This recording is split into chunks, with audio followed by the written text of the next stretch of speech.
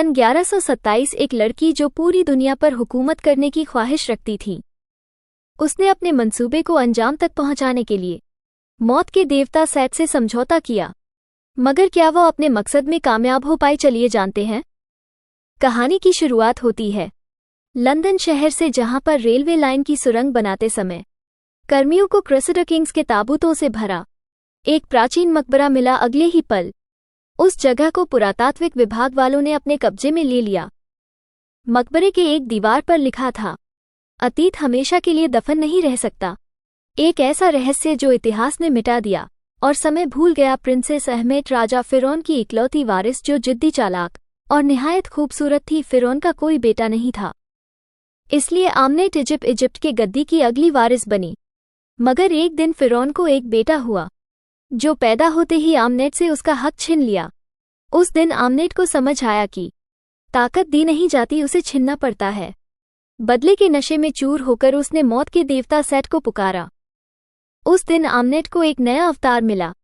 Set ने उसे एक खंजर भी दिया। दोनों के बीच समझौता हुआ कि वह एक नश्वर आदमी को मारकर सेट को दुनिया में वापस लाएगी, फिर उसकी मलिका बनकर दुनिया पर राज करेगी।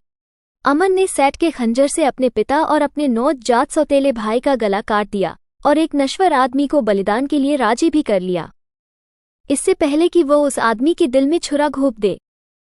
राजा फिरौन के सिपाहियों ने उसे धर दबोचा सजा के तौर पर। आमनेट को जिंदा मम्मी बनाकर ताबूत में बंद कर दिया गया और उसे इजिप्ट से बहुत दूर ले जाकर जमीन से 100 फीट नीचे दफन कर दिया गया।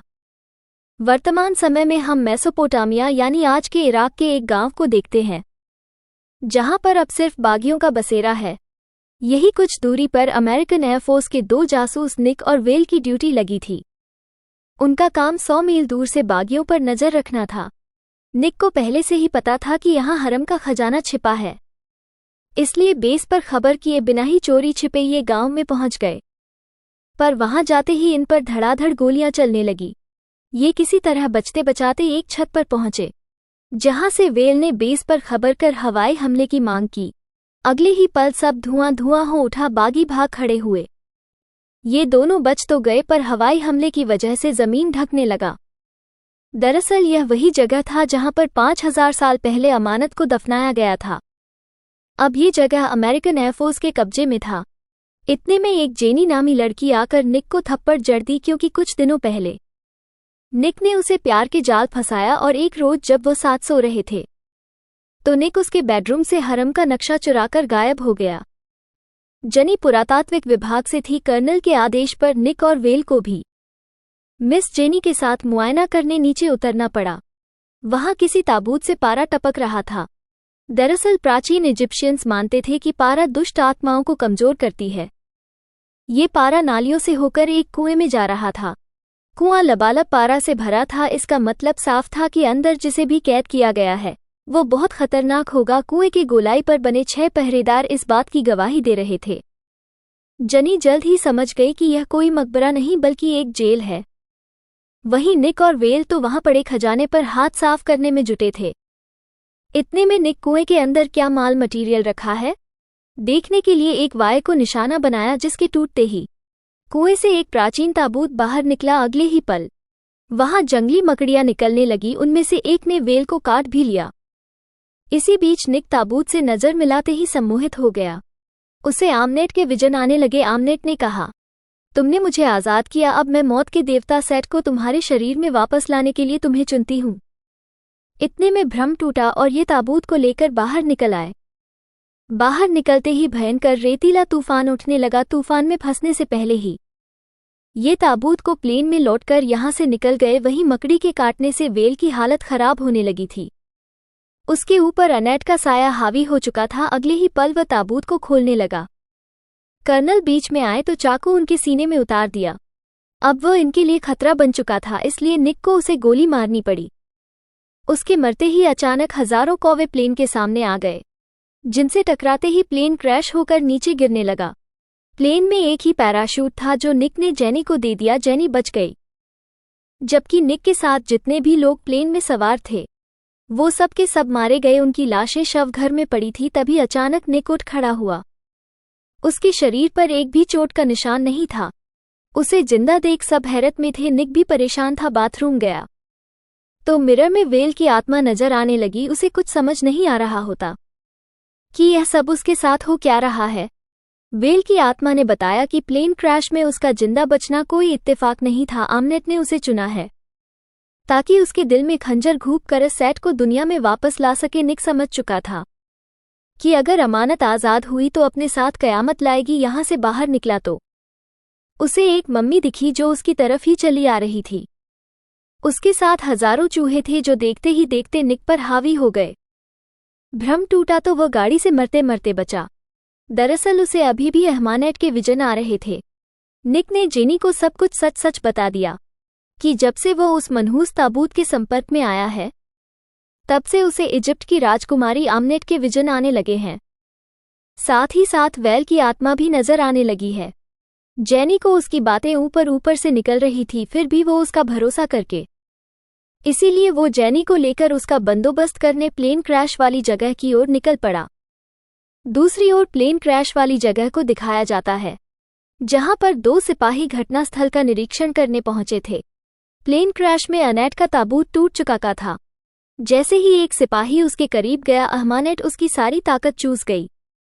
दूसरा सिपाही भी उसका शिकार बन गया। धीरे धीरे लोगों की ताकत चूस कर वो अपने असली रूप में आने लगी थी। वो जिसे भी चूस वो उसका गुलाम बन जाता। निक भी उसे कैद करने के मकसद से यहाँ आ पहुंचा, लेकिन उसे कहाँ पता था कि आमनेट ताकतवर हो चुकी है। पलक झपकते ही उसके गुलाम निक को पकड़ लिए। वो सैट के खंजर से निक को मारने जा ही रही थी, तभी पता चला कि खंजर पर लगा नगीना गायब है। नगीने के बिना रस्म पूरा नहीं हो सकता था। इस बात का फायदा उठाकर जेनी ने उन पर हमला कर दिया। अहमानेट उसे मारकर उसकी भी ताकत चूसने ही वाली थी, मगर निक ने उसे बचा लिया और यह खंजर लेकर यहाँ से भाग तो निकले, पर घूम फिर कर उसी के पास जा पहुंचे। दरअसल वो निक के दिमाग में घुस चुकी थी, इसलिए निक जहां भी जाने की सोचता वो वहां पहले ही पहुंच जाती। उसके गुलामों से यह बचने का लाख प्रयत्न किए मगर कुछ ना हो सका। इनकी गाड़ी जंगल में पेड़ों से टकराकर पलट गई। निक समझ चुका था कि आमनेट से पीछा छुड़ाया नहीं जा सकता, इसीलिए उसे जान से मारने जोशो खरोश से आगे बढ़ा, मगर आमनेट के एक घूंसे में फुटबॉल की तरह उछल गया। वो जेनी को चूसती उससे पहले ही कुछ अनजान लोग अहमेट को बंदी बना लिए। निक को भी बेहोश कर अपने साथ उठा ले गए।